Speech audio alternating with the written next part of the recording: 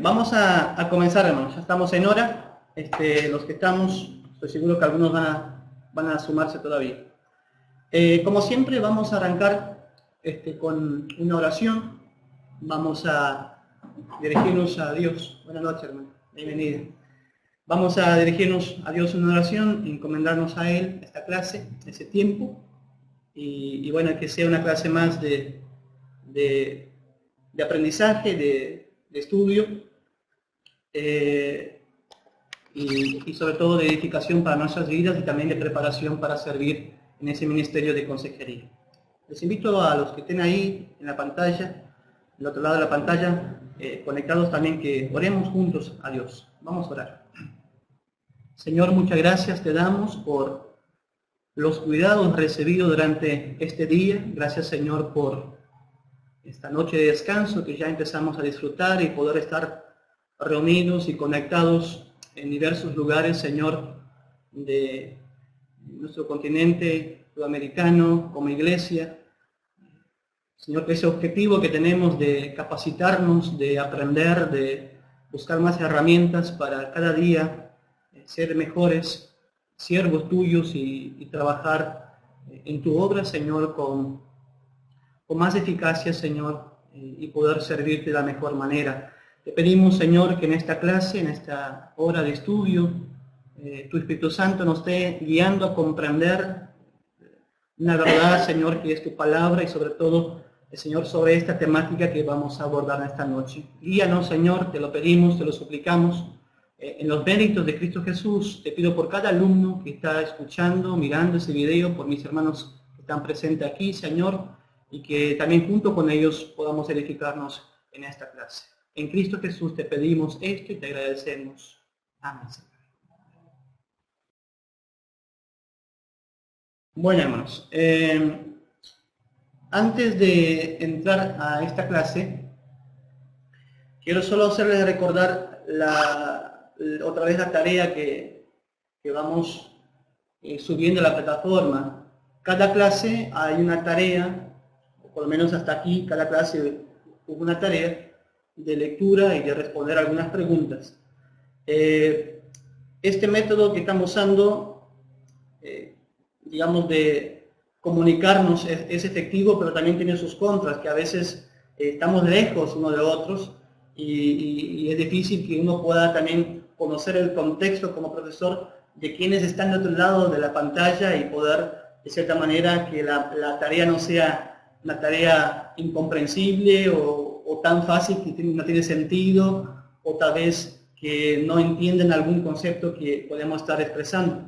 Por eso quiero decirles que cuando hay alguna duda en la tarea, con toda confianza me pueden estar preguntando, cuestionándome por el Facebook, por el Messenger, los que tienen teléfono, por teléfono, no sé, digo, hay muchos métodos, muchos medios para comunicarnos. El WhatsApp, los que tiene gratis, así que no hay problema, también podemos comunicarnos. Y con toda confianza, hermanos, estoy a las órdenes para menos lunes, de martes a domingo, pueden a la hora que necesitan consultar algo, estoy a las órdenes. La tarea más bien consiste en que nosotros hagamos lectura, por eso las preguntas son más bien preguntas guía de lectura, y que ya vamos evaluando también el alumno de acuerdo a lo que va leyendo y comprendiendo. Así que es importante que hagan la lectura y doy gracias a Dios porque revisando la plataforma, mayoría están leyendo, están contestando, están haciendo las tareas, y eso me da mucha alegría y me motiva también seguir preparándome en cada clase. Así que adelante, hermanos, con eso de la tarea, no desanimen. Es muy importante porque, como decía en la primera clase, la única manera para poder avanzar es leer, porque si no, una hora de clase es casi imposible que podamos aprender mucho. Voy a subir hoy o Américo va a subir hoy por la noche, porque no lo pudo hacer hoy, teníamos compromisos, en la plataforma, un material que es un complemento de esta clase. Así que ese material que les voy a subir sería bueno que lo lean, y que es poco el material, pero son materiales importantes que es complemento de esta clase, solo para que tengan como lectura y pueden enriquecer más lo que vamos a abordar hoy. Bien, hermanos. Vamos a abordar hoy entonces el tema de consejería en el conflicto. Y antes de abordar este tema, consejería en conflicto, me gustaría repasar las clases anteriores, por lo menos la 2 y la 3, que ahorita estamos en la 4, porque la primera fue solo un acercamiento a la materia, porque hay alumnos que están integrando todavía a la materia, y me da mucha alegría saber que más alumnos están integrándose. El curso está, me parece, siendo difundido y compartido y comentado, y más personas se están sumando. Así que vamos a repasar brevemente, solo para que tengamos idea de lo que estamos hablando. En la clase 2, que hablamos sobre la consejería, en forma general, algunos objetivos generales de la consejería, y entre ellos los objetivos generales que mencionábamos en la clase 2 son que el consejero tiene que siempre tener en mente que cuando brinda consejería está pensando en sanar, en sostener, en guiar, en reconciliar y en nutrir la persona, ¿sí? Esos 5 objetivos son generalizados en la consejería y abarcan áreas, digamos, casi en todas las áreas de aconsejar. Siempre tenemos que ir con esa mente, queremos sanar, queremos restaurar, ¿no? Tenemos que ayudar a sostener muchas veces, y tenemos que ayudar tenemos que guiar a la persona, al lado de la persona, no arrastrando a la persona, como decíamos, ayudar a buscar la reconciliación y también nutrir la persona. Eso es un poquito lo que vimos en la clase 2, ¿no? Sobre los 5 objetivos generales de la consejería. En la clase 3, la anterior, abordamos el tema de la consejería en la restauración, y también planteábamos 5 actitudes muy importantes que debemos tener para poder brindar consejería cuando se trata de restauración. Y mencionábamos entre ellos que nosotros los consejeros no debemos ocupar el centro de la atención, es decir, dejar que la persona sea la que sea el motivo de nuestro encuentro, de nuestro diálogo. Decíamos que no ocupar el centro de la atención es dejar que la persona decida también, ¿no? O sea, que ella tome decisiones, nunca decidir por la persona. Eso es muy importante. Decimos también que hay que adoptar una actitud de comprensión, siempre de tratar de comprender lo que vive la persona, ¿no? Hablamos de empatía, ¿no? Sentirnos en el zapato del otro, ¿no? O sea, tratar de escuchar con el oído del otro, ver con el ojo del otro, pero también hablamos de mantener distancia, ¿se acuerdan? Para no caer muchas veces en el error de confundir nuestros sentimientos y emociones frente a personas que pueden ser muy problemáticas. Así que el hecho de comprender a la persona tiene que ver con buscar sentirnos identificada con ella, pero también preservarnos y mantener nuestra autenticidad. Y hablamos ahí de importante de la comprensión de no emitir juicio, ¿no? De no tomar actitudes de querer juzgar, ¿no? Las personas por sus errores, tal vez. Hablamos de la tercera actitud importante, que es ejercer la capacidad de escuchar, y esto es algo muy importante, hermanos, muy importante, y también, por eso decía, hoy voy a subir un material, de noche o América voy a subir, sobre un PowerPoint que un poquito abarca más el hecho de la importancia de escuchar en la consejería. Así que mírenlo ese PowerPoint, porque me parece que este hecho de saber escuchar es muy importante, determinante, como una actitud para poder aconsejar las personas. Y hablamos el punto 4 de usar la discreción. Hay que saber guardar secretos, eso es muy importante. Un consejero tiene que desarrollar la capacidad de reservar todo lo que se le plantee o se le cuente o se le haga la confesión en un momento la persona que está frente a él. Así que es muy importante la discreción. Y por último hablamos de desarrollar el arte de hacer preguntas. Es muy importante saber hacer preguntas con respeto, o sea, con cuidado, ¿no?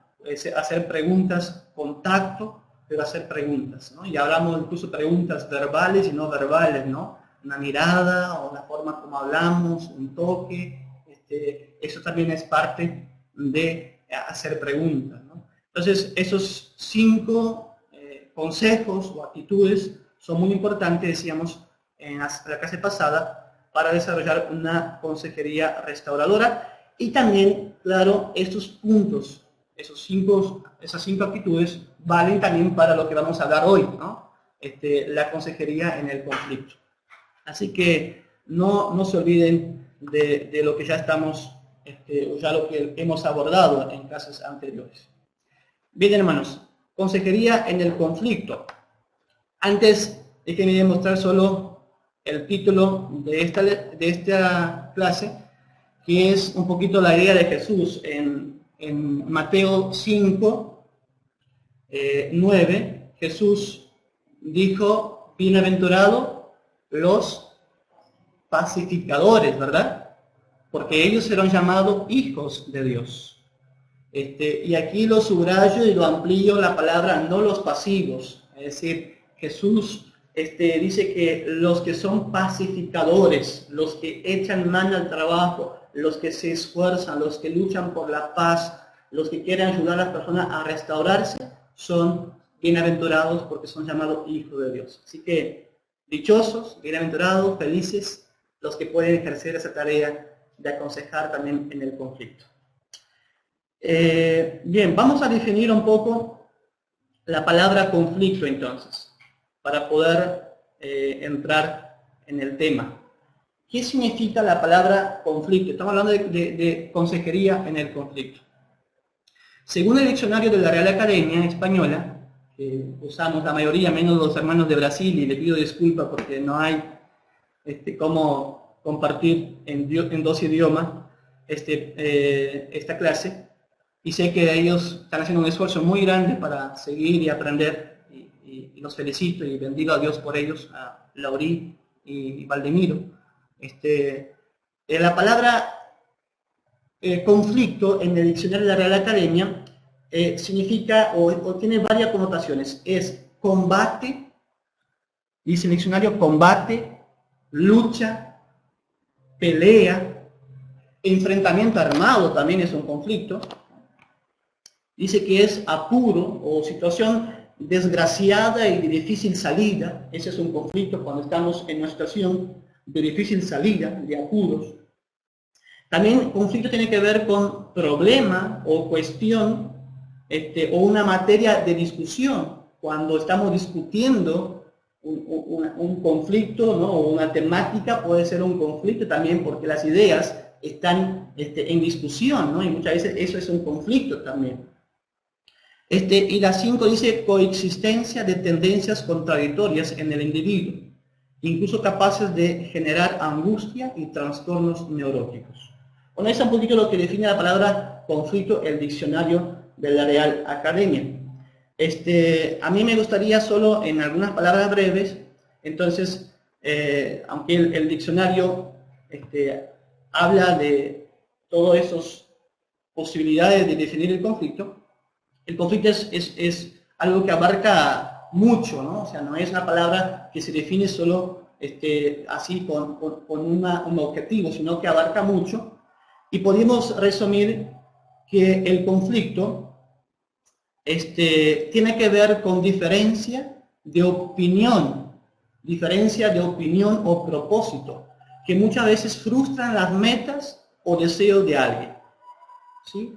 O sea, el conflicto tiene que ver con eso, entonces, de que cuando surge o cuando hay un enfrentamiento, cuando hay una opinión que se opone a la nuestra, cuando hay un deseo que se opone a lo nuestro, ¿no? Entonces, ahí generan conflictos. Mis pretensiones, mis expectativas, mis temores y mis deseos chocan con las personas y entonces generan conflicto. Eso es el término así más, digamos, cotidiano de entender qué significa conflicto. Creo que cuando vamos a hablar sobre consejería matrimonial eso va a quedar bien claro, ¿no? Porque en el matrimonio justamente esto se entiende fácilmente, ¿no? Cuando 2 personas que deciden por amor unirse y deciden vivir una vida juntas y hacen un pacto con Dios, los que somos cristianos y asumimos un compromiso público, ¿verdad?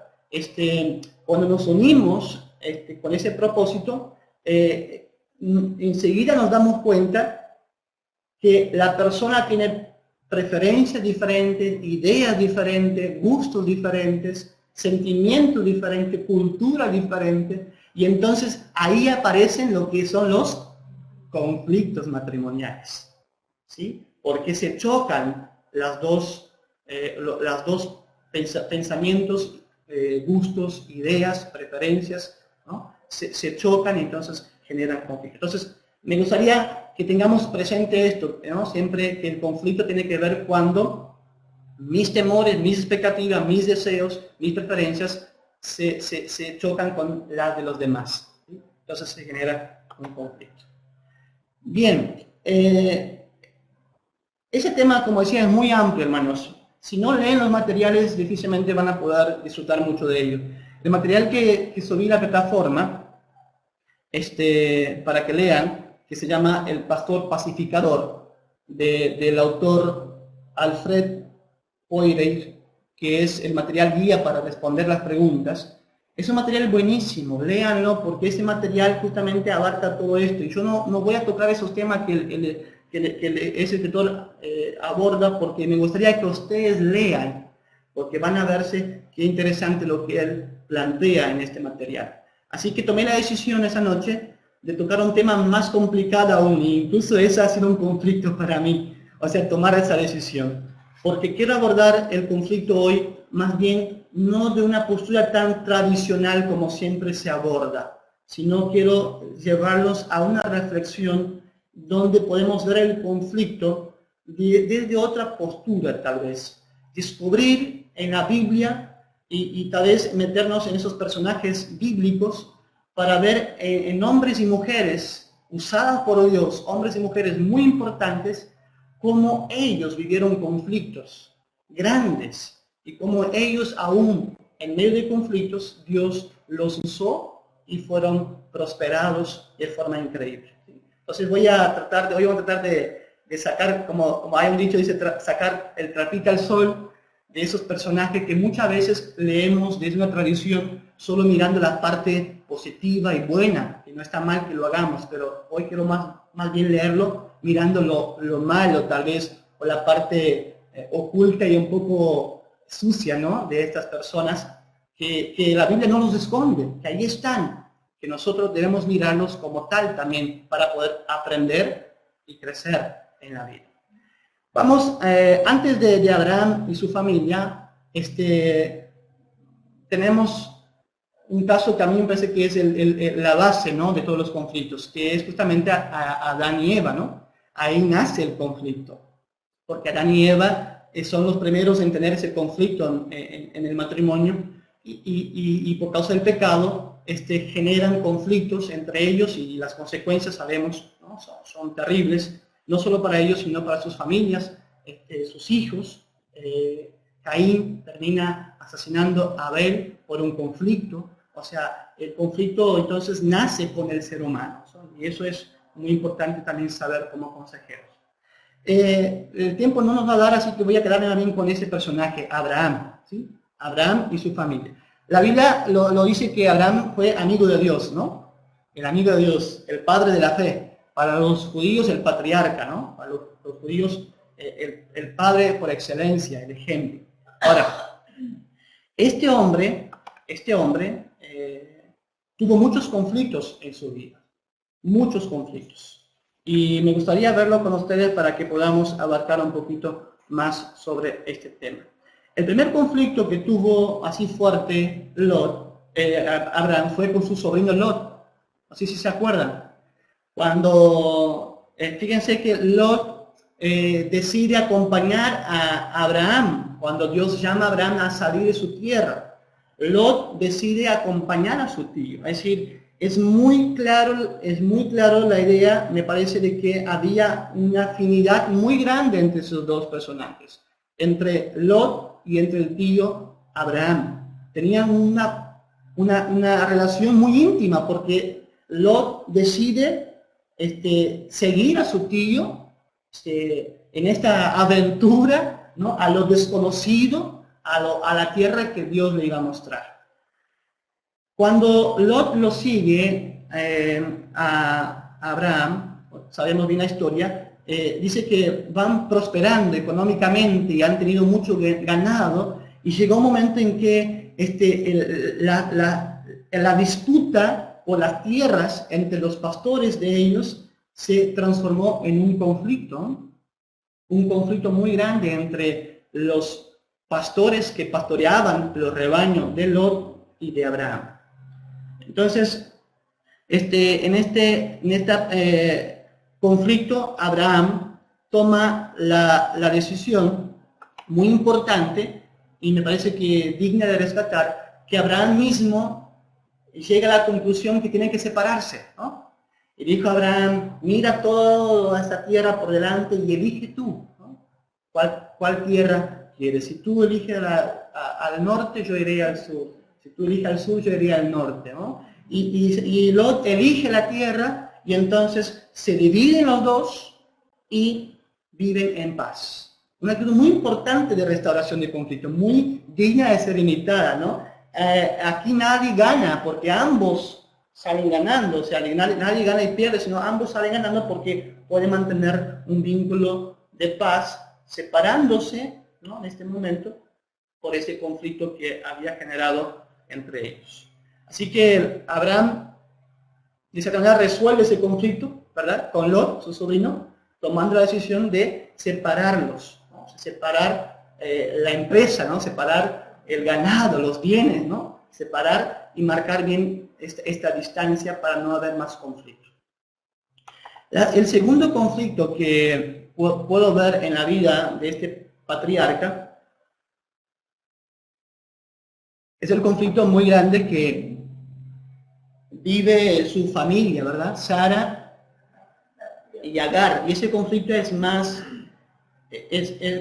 complicado porque aquí hay una relación de poder, de abuso de poder y de autoridad superior, porque Sara tenía a Agar como la sierva, ¿no? Entonces aquí alguien manda y alguien obedece, ¿no? Alguien dice y alguien escucha, ¿no? Y ese conflicto fue muy grande en la vida de Abraham, porque llega un momento que Abraham tiene que intervenir en la relación entre Sara y Agar, y toma la decisión radical de separar las familias. Escuchen bien, esto es importante, porque muchas veces nos cuesta entender esto. Abraham decide separar los hijos y la familia porque había un conflicto de por medio que, si no tomara esa decisión, solo traería consecuencias más difíciles tal vez en la vida de ellos. Abraham decide separar esta relación porque había un conflicto muy fuerte entre Sara y Agar. Esos conflictos continúan, porque podemos ver ahora que pasa a la generación de Abraham. El conflicto continúa con Isaac. Y si nosotros leemos la historia de Isaac y Rebeca, es muy claro leer el mensaje. Hay un conflicto matrimonial tremendo entre ambos. Tratan de ignorarlo, tratan de negarlo o de hacer de cuenta que no pasa nada, pero hay un conflicto de por medio entre esta pareja. ¿Cuál es el motivo que podemos decir esto? Porque la madre se pone al lado del hijo menor y lo quiere sobre todas las cosas más que al hijo mayor, que lo quiere el padre. Es decir, están entre ellos disputando, y lo peor todavía es que están cargando sobre sus hijos, ¿verdad? Una carga tremenda, porque involucran a sus hijos en este problema y generan en ellos grandes daños también. Rebeca insiste e incluso planifica, fíjense, planifica una acción en la cual Jacob, el hijo menor, engaña a su padre, ¿sí? Y aparte le robe el derecho de primogenitura, de herencia que le correspondía a Esaú. Entonces, es muy claro la tensión que había en ese matrimonio, ¿verdad? Una disputa, es decir, muy grande que no se resolvió y que se le transmitió a los hijos. Y los involucraron los hijos. Jacob, entonces, obedece a su madre, engaña a su padre, le roba, así por así decir, el derecho de primogenitura o de hijo mayor a su hermano Esaú. ¿Y qué sucede ahí? El conflicto se agrava, ¿verdad? El conflicto se agrava. Tanto así el conflicto se agrava que Jacob tiene que huir. Tiene que huir. ¿Por qué? Porque Esaú había jurado matarlo. Hermanos, cuando yo leo esa historia digo, hombres que Dios usó, patriarcas, hombres de la fe, ¿verdad? Hombres amigos de Dios, familias de base de no solo la fe judía, sino también cristiana, tuvieron serios conflictos, serios conflictos. No estoy diciendo que estos conflictos nos aprueban los nuestros, como diciendo, bueno, adelante, no hay que resolverlos. Lo que quiero es que nosotros entendamos más adelante esto, que todos, ¿no?, estamos expuestos al conflicto, ¿sí? Jacob entonces tiene que huir de su hermano, Esaú, por el conflicto que genera sus padres, ¿verdad? En esta familia. Esto sigue agravándose porque ahora Jacob se va de la casa, trata de huir del conflicto que había ahí, y es interesante eso, o sea, porque si no su vida estaba en riesgo, su hermano había jurado matarlo, entonces él escapa, él huye, se va de la casa y se va a las tierras de un tío de él, donde ahí se encuentra con Labán, y entonces otra vez comienza a vivir un conflicto, ¿verdad? Y otra vez él está en un conflicto porque él propone a su tío un contrato, digamos, de casamiento con Raquel, la hija menor, y trabaja 7 años, ¿no?, por ella, y cuando llegó el día, el padre, o sea, el suegro en sí, lo engaña, ¿verdad? Y le da a la otra hermana, y entonces tuvo que trabajar otros 7 años más para tener las dos, la que él quería, que era Raquel. Y es un conflicto. Imagínense, hermanos, 14 años trabajando, ¿verdad? Y con esta idea de que el suegro lo engañó, ¿verdad? El suegro lo trampeó de cierta manera porque no cumplió con el contrato, con lo establecido. Entonces, 14 años de conflicto, pero el conflicto se agrava aún, porque cuando Jacob ahora tiene las 2 mujeres, dice que él, de cierta manera, es como el capataz del padre, ¿no? Y comienza a tener un acuerdo de que las ovejas manchadas y esos clases de animales le correspondían a Jacob y lo demás a su suegro Labán. Y él encontró un método, una genética, ¿no?, para que las ovejas salgan, muchas de ellas manchadas. Y entonces cuando el suegro se dio cuenta que el ganado y las ovejas y el rebaño de Jacob eran la mayoría, empezó a ponerle otra vez trabas y cuestionarlo, y hubo disputa tan fuerte entre ellos que en un momento Jacob decide irse, y se va de una manera en la cual al suegro le causó mucha indignación porque no le permitió despedirse como en la época se acostumbraba. O sea, la tensión estaba tan fuerte que dijo, ¿sabe qué? Vámonos, vámonos. ¿Y qué pasó ahí, hermanos? El suegro de Jacob lo persigue a él, dice, con un ejército, invitó a personas a perseguirlo con la decisión incluso de vengarse, ¿no?, de Jacob. Y todo el relato se da ahí cuando los encuentran y Labán lo acusa y Jacob se enoja porque le acusa de haber robado sus ídolos y genera entre ellos un conflicto tan fuerte que ambos logran como que descargar su enojo y entonces terminan haciendo un pacto de paz. Y solo entonces Jacob se va con su familia y Labán vuelve, pero hubo un conflicto de 20 años prácticamente, de 20 años prácticamente, y que se resuelve con un pacto de paz. Pero digo, este hombre vivía en conflicto, era un hombre que vivía en conflicto, ¿verdad? Ahora, sin hablar también de otros conflictos que vivió Jacob, porque en su propia familia también había un conflicto muy grande. Él también aprendió de su padre, ¿verdad? Y de su bisabuelo, de su abuelo, dar preferencia a uno de los hijos. ¿Se acuerdan que Jacob tuvo 12 hijos con sus mujeres, con sus 2 mujeres y las concubinas? Y de estos hijos, uno era el preferido del padre, igual que su padre también tenía preferencia de su madre, o sea, el patrón se va repitiendo, y termina generando un conflicto muy grande en esa familia, porque el hijo, José, el predilecto, el preferido del padre, empezó a generar en sus hermanos celos, ¿no? De tal manera que llegaron a odiarlo, dice la palabra, lo odiaron. Lo odiaron tanto que planearon matarlo, terminar con su vida.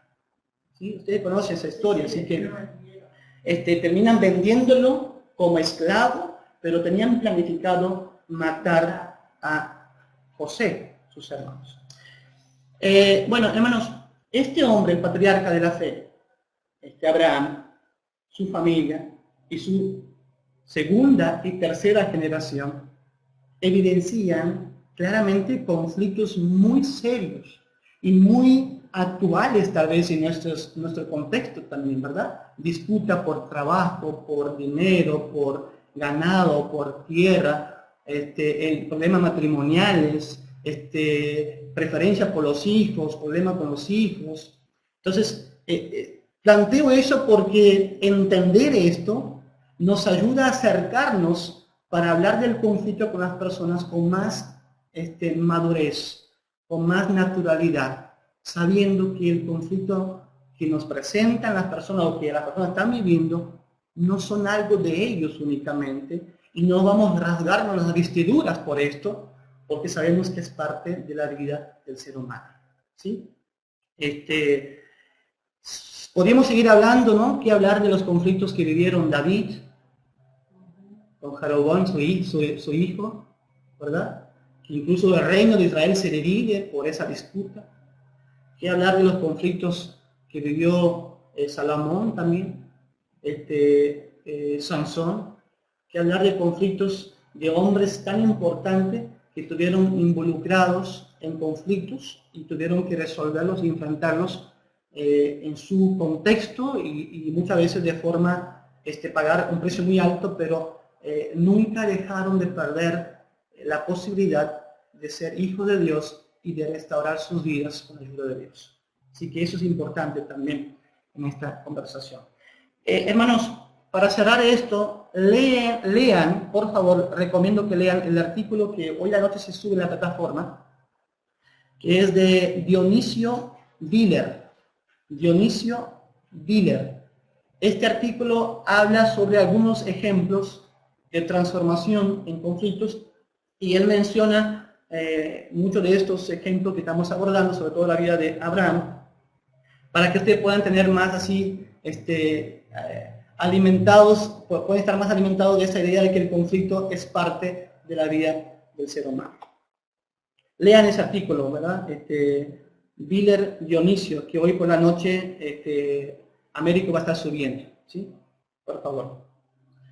Bien, podemos decir, bueno, pero los conflictos que hemos visto hasta ahora son conflictos de personajes del Antiguo Testamento. Nosotros somos iglesia cristiana, ¿no? Entonces ahí cambian muchas cosas, y es cierto, muchas cosas cambian, pero los conflictos siguen existiendo.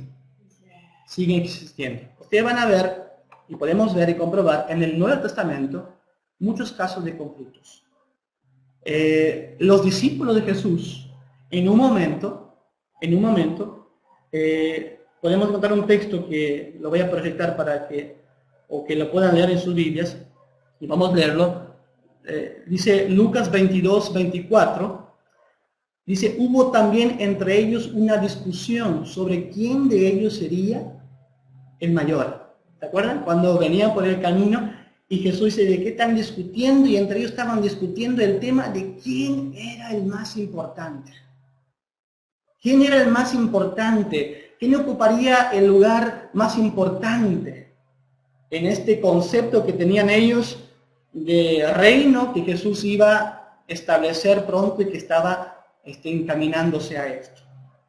Imagínense ustedes si eso no es un conflicto, 12 hombres disputando quién era el más importante. Imagínense si eso no es un conflicto en un grupo. ¿Quién es el más importante? Ese es un conflicto. Los discípulos tuvieron muchos conflictos y podemos ver claramente, dice, una discusión tuvieron de quién era el más importante. Si nosotros nos acordamos también de otros textos, por ejemplo, hay uno de Lucas 9:54, que no lo tengo en pantalla, pero dice lo siguiente, voy a leer en la Biblia. Dice, cuando Santiago y Juan vieron esto, se dirigieron a Jesús, Señor, ¿quieres que hagamos bajar fuego del cielo para que los consuma? Lucas 9:54. Cuando llegaron a la ciudad de los samaritanos y no les ofrecieron hospedaje, no les permitieron a ellos quedarse ahí porque había un conflicto entre los samaritanos y los judíos, Santiago se enojó tanto que dijo al Señor, Señor, ¿quieres que pida que baje fuego del cielo y consuma con estos? O sea, la expresión de Santiago es de enojo, ¿verdad? Es de un enojo muy grande, o sea, consumirlos, que el fuego los queme.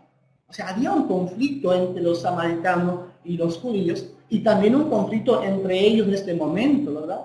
Que vivieron los discípulos de Jesús. Bueno, sin hablar del conflicto que vivió, por ejemplo, Pedro cuando negó a Jesús, ¿no? El gran conflicto que vivió Pedro y también todos los apóstoles ahí, sintiéndose defraudados, sintiéndose solos, ¿verdad? Un conflicto muy grande también vivieron estos hombres. Ahora, si seguimos avanzando en el Nuevo Testamento, vamos a encontrar también conflictos con los apóstoles. Los apóstoles en Hechos capítulo 15, nos cuenta Lucas, el escritor, que hubo un conflicto muy grande, tal fue el conflicto que tuvieron que convocar un concilio, ¿no? O sea, el primer concilio en Jerusalén ha sido motivo de un conflicto que había en las iglesias donde Pablo estaba predicando el Evangelio. Hechos capítulos 15, versículos 1 y 2, dice, entonces algunos que venían de Judea enseñaban a los hermanos, si no os circuncidáis conforme al rito de Moisés, no podréis ser salvos. Como Pablo y Bernabé tuvieron una discusión y contienda no pequeña con ellos, y escuchen, y esto está subrayado por este motivo, una discusión, una contienda, dice, no pequeña con ellos, ¿no?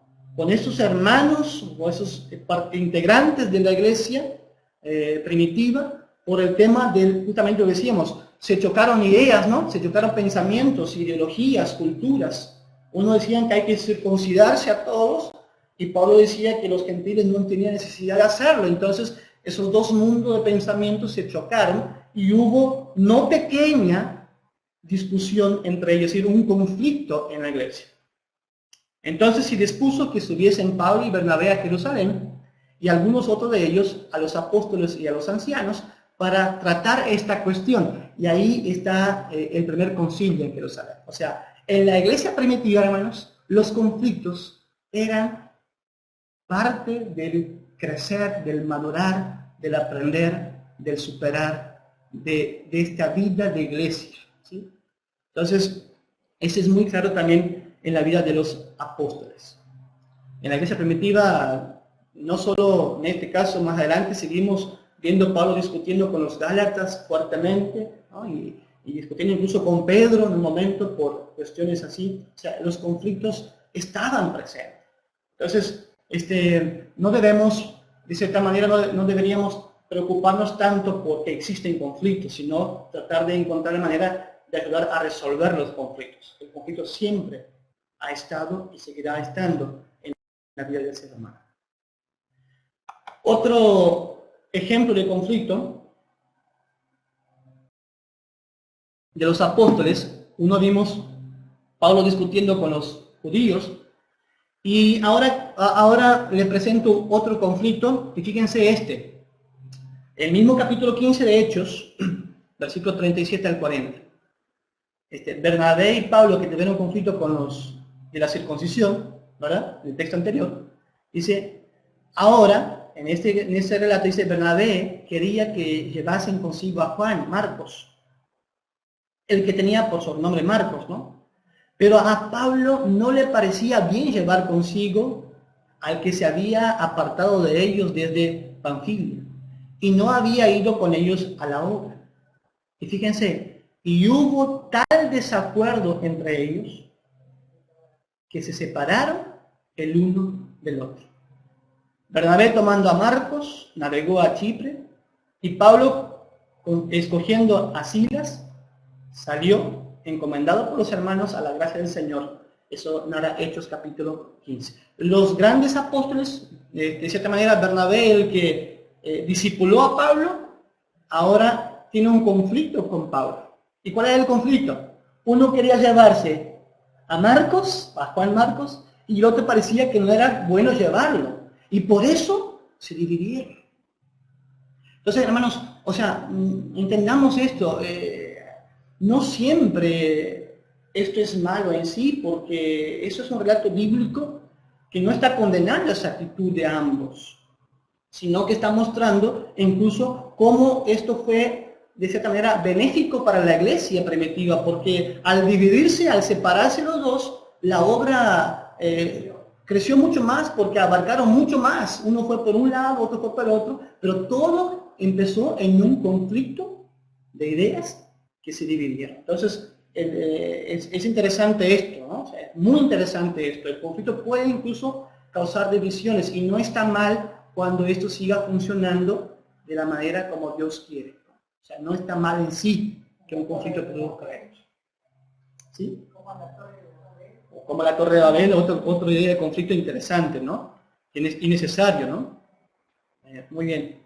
Bien, hermanos, en otras palabras, entonces, para ir ya de esta manera cerrando esta clase, encontramos en la Biblia, o podemos encontrar en la Biblia, muchos conflictos. Muchos conflictos. Desde Génesis, ¿no?, hasta Apocalipsis, que Apocalipsis cierra el canon bíblico. Incluso cierra con una manera conflictiva, ¿no? Apocalipsis es lleno de conflicto, ¿no? El conflicto final, la persecución, los santos, o sea, desde Génesis con Adán y Eva hasta Apocalipsis, nosotros podemos encontrar cantidades de conflictos que narra el texto bíblico. Y de cierta manera, creo que la Biblia nos muestra esto, ¿no? El mundo es un mundo en conflicto. O sea, el mundo es un mundo en conflicto y vivimos en este mundo. Es una realidad que debemos aceptarla y trabajar sobre ella sobre todo. Jesús dijo, en el mundo tendréis aflicción, ¿verdad? Es necesaria, pero tened ánimo, ¿no? Yo he vencido el mundo. Así que los conflictos, hermanos, entonces, en los textos bíblicos, son, digamos, una evidencia constante y no podemos perder de vista esta realidad para poder aconsejar a las personas de manera correcta. Algunas actitudes entonces para ir a la aplicación. Algunas actitudes y verdades que un consejero debe nunca olvidarse para poder brindar consejería en el conflicto.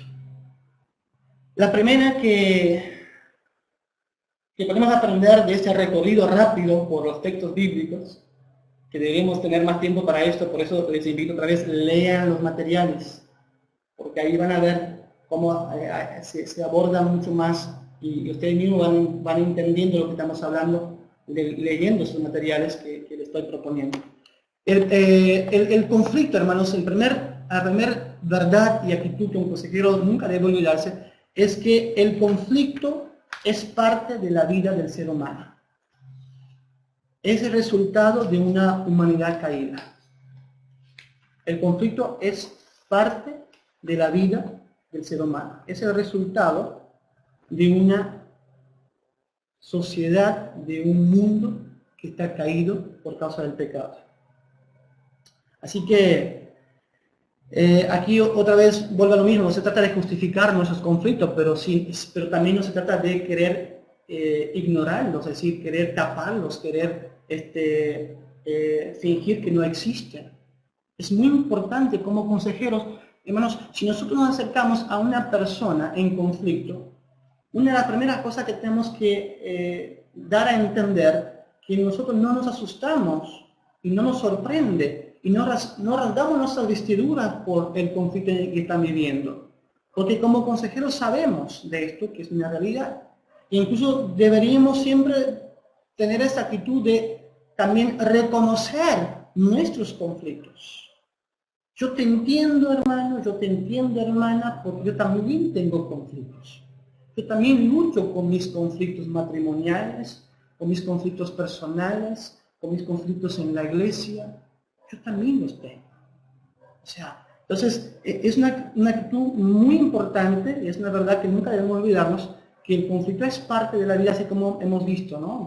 De Abraham, de Jacob, de Isaac, ¿no? Los discípulos, los apóstoles, la iglesia primitiva, ¿no? La iglesia de Corintios, por ejemplo, una iglesia en conflictos, o sea, muy fuerte, ¿no? Pablo lo confronta. Entonces, el conflicto, hermanos, es el resultado de una vida caída, de un ser humano en pecado, y es parte de nuestra vida diaria. Debemos entonces reconocer nuestros conflictos y no asustarnos cuando alguien nos cuenta o nos pide ayuda, porque no estaríamos actuando de forma genuina e íntegra, ¿no? Sabemos en la Biblia que los conflictos siempre estuvieron. La segunda verdad o la segunda actitud importante que debe tener el consejero, teniendo en cuenta lo que hemos visto, los conflictos en los personajes bíblicos, es esta, hermanos. El conflicto solo existe porque nosotros existimos. El conflicto solo existe porque existe el ser humano. Y eso es muy importante. ¿Por qué digo esto? Porque uno de los mecanismos de defensa que el ser humano siempre ha usado y tiene la tendencia a usar constantemente, lo que hizo Adán y Eva, ¿verdad?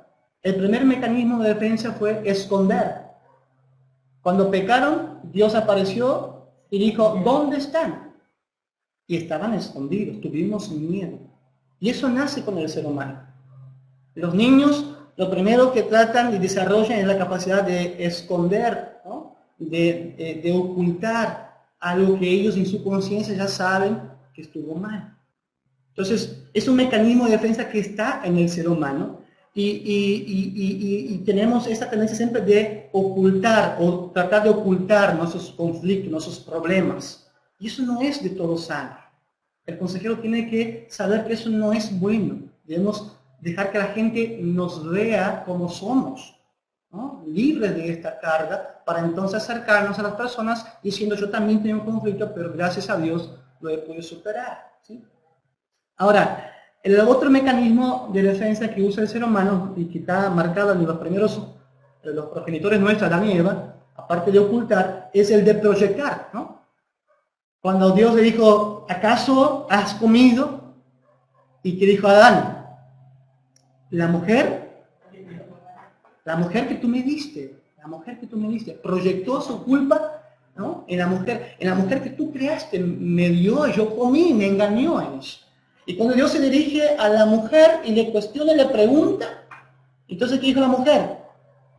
La serpiente, ¿verdad? La serpiente me engañó, tú creaste, entonces ella me engañó. Y pobre bichito, o sea, sin poder defenderse, llevó la culpa. Pero las consecuencias, ellos también sufrieron de forma muy terrible, ¿no? Ya hemos visto un poco esto y usted conoce la historia. Ahora, ¿qué quiero decir con esto, hermanos? El conflicto solo existe porque nosotros existimos. Entonces, el consejero tiene que saber esto y debe aconsejar a la persona esto.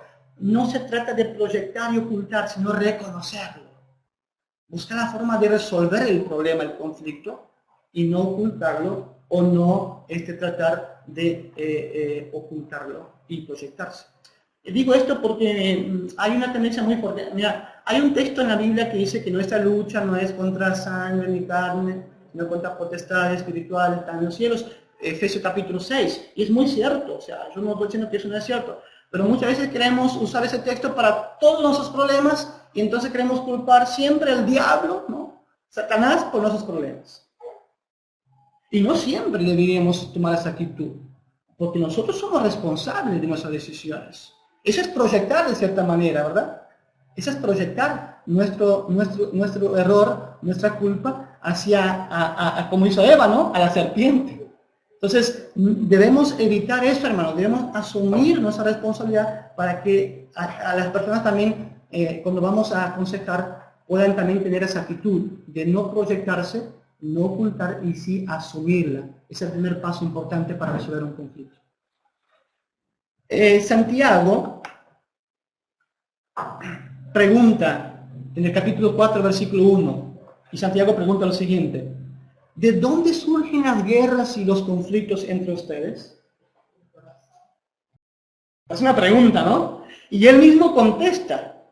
Dice, no es precisamente, y afirma, de las pasiones que luchan dentro de ustedes mismos. Santiago no culpa al diablo, no culpa al enemigo, no culpa a Satanás. Y voy a decir, no estoy diciendo que por detrás de eso no está el enemigo, porque él quiere, ¿no? Destruirnos, aprovecha, pero debemos asumir que los conflictos son resultado de nuestro corazón, de nuestros deseos carnales, pecaminosos, y que muchas veces queremos que se cumplan y se lleven a cabo de forma que sea, ¿no? Entonces generan conflictos y algunos muy serios. Jesús no pregunta, Jesús afirma. ¿Qué afirma Jesús? Mateo 15, 18 al 20. Jesús afirma lo siguiente: lo que sale de la boca, del corazón sale. Y esto, acá falta el no contamina al hombre, falta un error de tipeo, y esto, perdón, pero lo que sale de la boca, del corazón sale, perdón, está cierto, es correcto, y esto contamina al hombre, ahí está bien, esto contamina al hombre, porque del corazón salen los malos pensamientos, del corazón salen los homicidios, los adulterios, las fornicaciones, los hurtos, los falsos testimonios, las blasfemias. Estas cosas son las que contaminan el hombre. Eso genera conflicto. Tanto Santiago como Jesús son muy claros. ¿De dónde salen los conflictos? De nosotros. Entonces, es una actitud, una verdad muy importante. No debemos olvidarlo nunca como consejeros de que nosotros debemos asumir los errores, los conflictos y tratar de resolverlos. Es una actitud muy importante que debemos tener. Otra actitud importante, hermanos, otra verdad que no debemos olvidarnos. Hay conflictos que la única solución es la separación. Y ese es un tema muy delicado. Yo pensé mucho en abordarlo o no, y tengo poco tiempo para hacerlo. Falta 5 minutos para cerrar la clase, pero no podemos dejar de abordar ese tema. Por lo menos 3 casos que hemos visto rápidamente. El caso de Abraham, hubo separación entre la familia, ¿verdad? Y fue necesario. En el caso de Jacob y Esaú, hubo separación de los hermanos. A resultado del conflicto, pero fue necesario. Porque si no, muy probable Esaú haría lo mismo que hizo Caín con Abel. Había jurado matarlo. ¿Sí?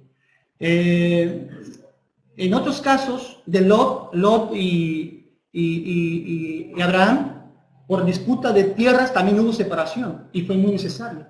Fue la forma de encontrar, digamos, la solución y la paz que necesitaban. Otros casos que hemos visto, por ejemplo, de Pablo y Bernabé, ¿verdad? Tuvieron que separarse por una diferencia que tenían, y como ya hablamos, eso incluso fue benéfico para la obra y el crecimiento de la obra misionera de la iglesia primitiva. Entonces, hay conflictos que son necesarios que el consejero sepa aconsejar en algunos casos que haya separación, que haya divorcio, que haya una ruptura de esta relación. ¿Y por qué digo que es peligroso? Porque puede malinterpretarse. Entonces vamos a aconsejar que haya divorcios, vamos a aconsejar que las familias se dividan. No, no esa es la intención. Como consejero debemos estar muy, muy preparados para cuándo aconsejar. Pero, por ejemplo, hermanos,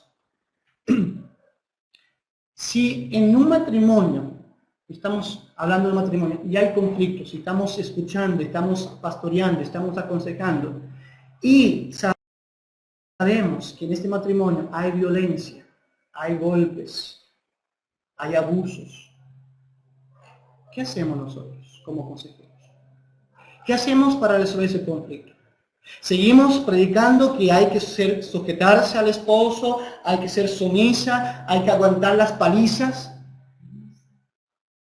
porque el divorcio es pecado. No, hermanos, el divorcio es pecado, claro que sí, pero los golpes, las palizas son pecados peores aún, que Jesús condena. La violencia, los golpes. ¿Sabían que entre el 40 y el 60% de las mujeres que mueren de 15, 45 años, el 60% mueren víctimas de violencia doméstica por sus propios cónyuges? Eso es estadística. Entonces, como consejero jamás podremos decir, te golpeó 5 veces, te pegó una... seguirla con él. No, tenemos que, en este momento, en este caso, es recomendable que como consejeros nosotros aconsejamos, ¿no? Y dejamos que la persona tome la decisión, que haya una separación. Incluso puede ser definitiva. O sea, no, porque algunos casos pueden, si se separan por un tiempo, pueden ser viciosos e incluso pueden terminar en asesinato, ¿no? O sea, entonces, no debe ser la primera opción la separación, pero debe ser una opción. No debemos descartar esa opción. Entonces, como consejeros, en algún momento tendremos que incluso tomar esa decisión, pero siempre debe ser una decisión tomada con mucha cautela, ¿no? Con mucho cuidado. No es el primer camino, no es la primera solución a los problemas, pero debe ser considerada como una opción la separación. Nunca la separación, lo pongo en la pantalla, dice, nunca la separación, o el divorcio sobre todo, deben ser la primera opción, pero no debe descartarse como una opción. El consejero debe saber identificar cuando hay peligros en los cuales se encuentran expuestos las vidas de las personas involucradas y entonces aconsejarlos en este caso a que se alejen y busquen algún refugio para preservar su vida. Es un consejo muy correcto.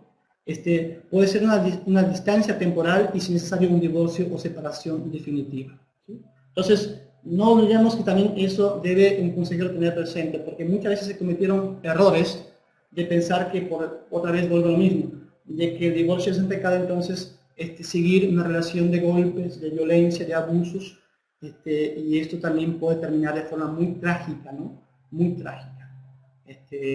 Entonces, hermanos, no siempre las separaciones son en sí un problema, sino que pueden ser la solución a un problema. Y el conflicto puede resolverse de esta manera en algunos casos. ¿Sí me entienden? Bien, hermanos, ya estamos en hora. Son las 21. Y el último consejo, la última verdad que un consejero no debería olvidarse nunca, ignorar, es que un conflicto, hermanos, siempre ofrece una excelente oportunidad para crecer, madurar y glorificar el nombre de Dios. Siempre debemos mirar el conflicto con esta mirada positiva. Aquí hay una oportunidad para crecer. Lo que fue dañado la verdad hay que corregir. Las malas decisiones hay que tomarlas diferente, pero aquí hay oportunidad para crecer.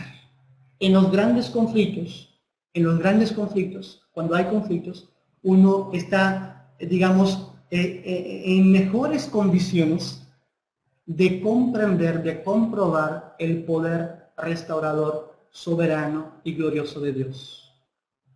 Pablo nos dice en su carta que escribe a los Corintios, del capítulo 12 y el versículo 10, por lo cual, por amor a Cristo, me gozo en las debilidades, me gozo en afrentas, en necesidades, en persecuciones, en angustias, porque cuando soy débil, entonces soy fuerte. Todo el conflicto que vive Pablo, todo lo que él sufre, él aprovecha para fortalecer y experimentar el poder de Dios en su vida. Entonces, hermanos, como consejeros, tenemos que ver el conflicto como oportunidades para crecer también y animar a las personas a que vean de la misma manera. Bien, hermanos, no quiero avanzar más porque la hora se nos fue y quiero dejarles tiempo para preguntas y comentarios. Así que le voy a subir a la plataforma el PowerPoint también en Word, porque quedó material, no pudimos terminar todo. Pero la idea era, de cierta manera, mi intención era esto, hermanos, que tengamos por lo menos en claro esto: el conflicto es parte de la vida del ser humano. El conflicto en sí no es un problema, sino una oportunidad para crecer, y es resultado de nuestros deseos pecaminosos, de nuestra vida en pecado, y que debemos asumirlo como tal, ¿no? Y de cierta manera dar testimonio de esto para que la gente también pueda animarse a ver de esta manera y entonces buscar la solución para su conflicto. En el material, otra vez insisto, que tenemos la plataforma del Pastor Pacificador, ahí hay muchos argumentos y abarca muchísimo sobre ese tema, y vuelvo a decirlo, lean porque está muy interesante sobre esa problemática que estamos hablando del conflicto. Bien, ¿algún comentario, hermanos? ¿Alguna pregunta específica de la clase? ¿Sí? Si hay alguna pregunta, algún comentario que quieren hacer que tiene que ver con la clase de hoy, este es el momento para ir cerrando. Antes que cerramos, podamos preguntar, plantear, cuestionar, y así, de esa manera, enriquecernos un poquito más. Hermanos de Macia, ¿los conflictos son hereditarios o se pueden cortar? Sí, es una buena pregunta, hermanos. Sí, se pueden y se deben cortar, ¿no? En el caso, es muy lindo cómo pudimos haber terminado, ¿no? La historia de la familia de Abraham, ¿no? Cómo se repiten de generación en generación, pero se corta esto con José, ¿no? Se corta con José, y José, de cierta manera, es un instrumento que Dios usa, fíjense, para restaurar toda su familia. Pero él o sea, él logra eso en un proceso muy largo y de mucho conflicto. De mucho conflicto. Él pasó mucho tiempo en Egipto, ustedes se acuerdan lo que él pasó, lo que él sufrió, y entonces él ahí, con la ayuda de Dios, confiando en Dios, fue creciendo, aprendiendo. En este conflicto que él vive, él se prepara para poder perdonar a sus hermanos y restaurar a esta familia. Es claro que sí, hermanos, debe ser restaurado, se puede ser restaurado, y con la ayuda de Dios sobre todo, eso es muy factible, ¿no? Con la ayuda de Dios, cortar con esto, ¿no? Con esta cadena de conflictos. ¿Alguna otra pregunta, hermanos?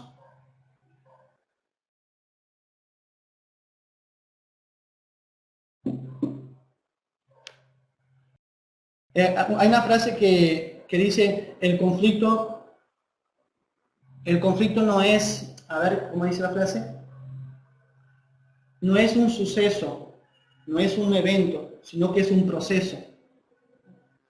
La resolución de conflicto es un proceso que no lo podemos resolver de un día para el otro. Algunos llevan años. El conflicto de Jacob con su hermano Esaú también es muy lindo, porque termina reconciliándose después de 20 años. Y Jacob, de cierta manera, restaura esa relación pagando un precio muy alto. cuando él es transformado por Dios, ¿se acuerdan? Cuando lucha con el ángel, ¿sí? Cuando Jacob es transformado por Dios, entonces él está en condición de ofrecer restauración a su hermano, que le había jurado matarlo y que logran relacionarse otra vez de forma armoniosa. Así que es muy interesante esto, hermanos. ¿Alguna otra pregunta? ¿Algún otro comentario?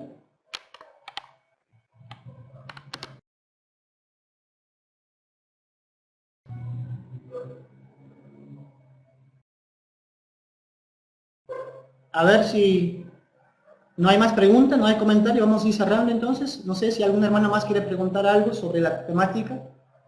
La única pregunta que tuvimos es sobre si se puede cortar este proceso de conflicto, ¿no? Y ya respondimos a esa pregunta. Bien.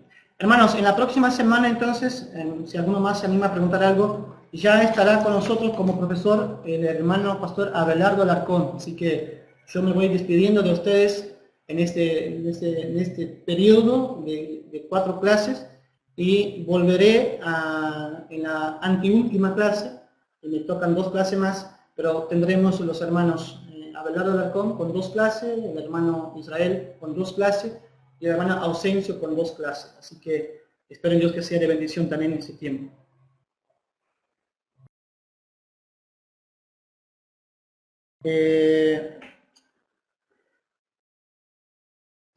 San Clemente se puede entender los conflictos como una constante, ¿sí? Una constante, claro, es parte de la vida, o sea, el conflicto es constante porque es parte del crecimiento, del aprendizaje, del crecer, del madurar, ¿no? Manuel, a ver, acá tenemos...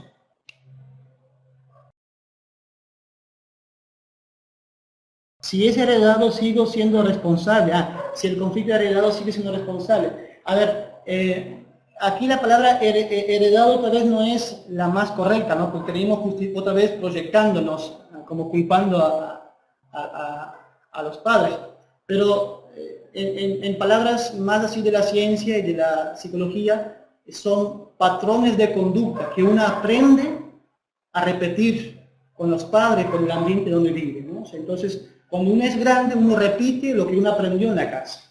Y eso se puede ver en Jacob, en Esaú, ¿no? Que ellos repetían lo que ellos habían aprendido. Entonces, no es tanto una herencia como si diciendo, tenemos que tomarla como no hay elección, sino que uno aprendió. Entonces, hay que desaprender otra vez con la ayuda de Dios y volver a hacer las cosas correctamente. Entonces, se cortaría, ¿no? Ese patrón de conducta. Sí, hermano Eliseo, sigue siendo responsable, Eliseo, no te preocupes de tus errores. Sigue siendo responsable. Bien, hermanos. Gracias a todos, hermanos, muchas gracias. Vamos a orar antes de terminar. Vamos a orar porque creo que ya pasamos casi 10 minutos. Y si hay alguna pregunta más, después podemos contestar por algún otro medio. Vamos a orar y así terminamos ese tiempo.